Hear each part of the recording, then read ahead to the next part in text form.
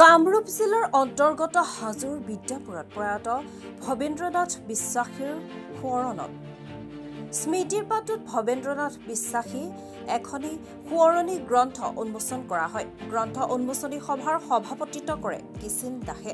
ইয়াৰ পিছতে প্ৰয়াত ভৱেন্দ্ৰনাথ বিশ্বাসীৰ প্ৰতিচ্ছবিত বন্তি প্ৰজ্বলন মাল্যাৰ্পণ কৰা হয়। স্মৃতিৰ পাতত ভৱেন্দ্ৰনাথ বিশ্বাসী গ্ৰন্থ উন্মোচন কৰে হাজো ৰাইজৰ সভাপতি মোহন চন্দ্ৰ মালাকাৰে।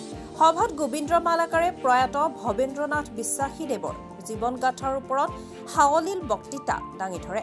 উল্লেখ্য যে হাজোৰ মালিতোলা নিবাসী অসম সাহিত্য সভাৰ আজীৱন সভ্য মণিকোট সাহিত্য সমাজ হাজোৰ একনিষ্ঠ সেৱক সাহিত্য সেৱক সমাজ সেৱক ধৰ্মপ্ৰাণ লোক ভৱেন্দ্ৰনাথ বিশ্বাসীদেৱে চলিত বৰ্ষৰে 20 জুন তাৰিখে 85 বছৰ বয়সত বাৰ্ধক্যজনিত কাৰণত ইহ সংসাৰ ত্যাগ কৰে। তেখেতৰ মৃত্যুত বিভিন্ন দল সংগঠন ব্যক্তি নিৰ্বিশেষে শ্ৰদ্ধাঞ্জলি জ্ঞাপন কৰি বিদেশ আত্মাৰ চিৰশান্তি কামনা কৰে। মৃত্যুৰ সময়ত তেওঁ বহু আত্মীয় স্বজনক ইহ সংসাৰত এৰি থৈ যায়।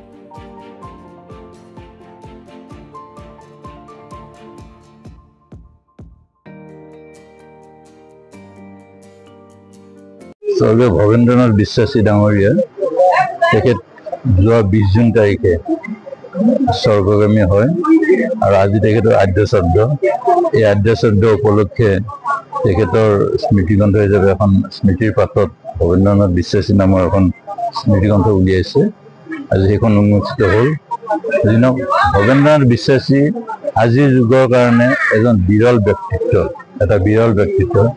এনেকুৱা এজন সৎপুৰুষ আজি ভাবিবলৈ টান লাগে। এইবিলাক কথা ইয়াত লিখা হৈছে যে তেখেতে অসম চৰকাৰৰ শিক্ষাধিকৰ্তা কাৰ্যালয়ত প্ৰথম নিম্নবৰ্গৰ সহায়ক হিচাপে আৰু পিছত উচ্চবৰ্গৰ সহায়ক হিচাপে কাম কৰিছিলে।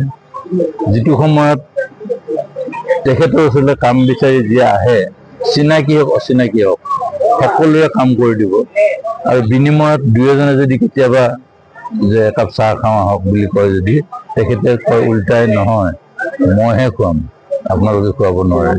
তেনেকুৱা কথা আজিৰ যুগত কল্পনাও কৰিব নোৱাৰা হৈছে। গতিকে তেনেকুৱা এজন ব্যক্তিত্ব। তাৰ পৰা মই বিশেষকৈ পাইছিলোঁ তেখেতক, মই পৰগুৰি সত্ৰৰ পৰিচালনা সমিতিৰ সভাপতি হিচাপে দাদাক প্ৰায়ে পাওঁ। দাদাক মই অত্যন্ত আন্তৰিকভাৱে শ্ৰদ্ধা কৰোঁ। সৎ ব্যক্তি, জনা ব্যক্তি, কাৰো কেতিয়াও বেয়া কথা নাভাবে, নকয় কেতিয়াও। গতিকে দাদাক কওঁতে এবাৰ ক'লে যে মোহন সত্ৰৰ কাৰণে মই কিবা দিব পাৰোঁ নেকি অলপমান। তেতিয়া মই নিজে ক'লোঁ দাদা তেনেহ'লে চাওঁচোন। আমি আলোচনা কৰি ক'লোঁ যে দাদাৰ আমি এটা আলমাৰিটো পাওঁ। গতিকে দাদাই বোলে লগে লগে হ'ব, মই আলমাৰিটো কৰি দিম। গতিকে এতিয়াও বগৰী সত্ৰৰ যিটো আমাৰ সভাঘৰৰ যিটো সেউজ গৃহ, সেউজ কোঠা, সেই কোঠাটোত এটা ভিতৰত আলমাৰি এটা বনোৱা আছে কাঠৰ, সেইটো ভৱেন দাদাই দিয়া। বিশ্বাসী মোৰ সম্পৰ্কত মামা আছিল। আজি তেখেতক হেৰুৱাই আমি অতি মৰ্মাহত হৈছোঁ। তেখেত আছিল এজন সমাজপ্ৰাণ, কবিতাৰ প্ৰতি থকা এজন কবিপ্ৰাণ আৰু এজন বিশিষ্ট সাহিত্যিক। তেখেতৰ মই এটাই সদায় ভাল পাইছিলোঁ, এইটো যে তেখেতে সদায় মানুহক ভাল কামত উৎসাহ উদ্দীপনা দিছিল, কেতিয়াও মানুহক নিৰাশ নকৰিছিল। যিসকলে মানুহে কবিতা লিখিবলৈ কলম লৈছে, যিসকলে এটা গল্প লিখিবলৈ কলম লৈছে, তেওঁলোক নিৰাশ কৰা নাছিল আৰু কেনেকৈ সুন্দৰভাৱে সেইটো প্ৰকাশ পায় তাৰ যত্ন সদায় কৰিছিল। তেখেতে নিজেও কেইবাখনো কিতাপ লিখিছে, কবিতা লিখিছে, আনকি ইংৰাজী কবিতাও তেখেতে এই বয়সতো লিখি ৰাইজক উপহাৰ দিব পাৰিছে। আৰু সেই কিতাপ, তেখেতে লিখা গ্ৰন্থ আমাৰ অসমৰ মাননীয় মুখ্যমন্ত্ৰী হিমন্ত বিশ্ব শৰ্মা ডাঙৰীয়ালৈ পঠাইছিল আৰু সেই গ্ৰন্থ পঢ়ি হিমন্ত বিশ্ব শৰ্মা ডাঙৰীয়াই তেখেতক ধন্যবাদ জ্ঞাপন কৰিছিল আৰু তেখেতৰ পৰা আশীৰ্বাদ বিচাৰিছিল। আৰু যোৱাটো বহাগত তেখেতলৈ বিহুৱান পঠাইছিল মুখ্যমন্ত্ৰীৰ ফালৰ পৰা।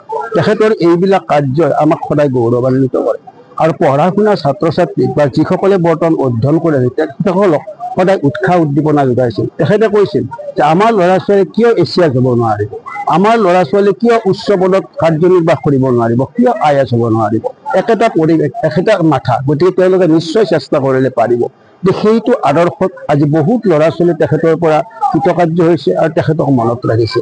আৰু তেখেতৰ দেউতাকো আছিল এজন বৈষ্ণৱ ধৰ্মত দীক্ষিত বৈষ্ণৱ সেৱক আৰু তেখেতৰ দেউতাকৰ পন্থা মনত ৰাখি শংকৰ মাধৱ দুজনা গুৰুৰ যি তেওঁলোকৰ পথ, সেই পথ অনুকৰণ কৰিছিল আৰু সদায় নাম ধৰ্ম এক যে ভগৱানক পাবলৈ এক দেৱ এক খেত একদিনে নাহিকে এই কথাৰ ওপৰত নিৰ্ভৰ কৰি তেখেতে গোটেইটো জীৱন কটাইছিল আৰু যোৱাবেলি তেখেতৰ পত্নী অৰ্থাৎ মোৰ মামী যেতিয়া মৃত্যু হৈছিল তেখেতে নিজে বৰদুঠি গাঁৱলৈ গৈ ভকতবৃন্দক আমন্ত্ৰণ কৰি আনিছিল।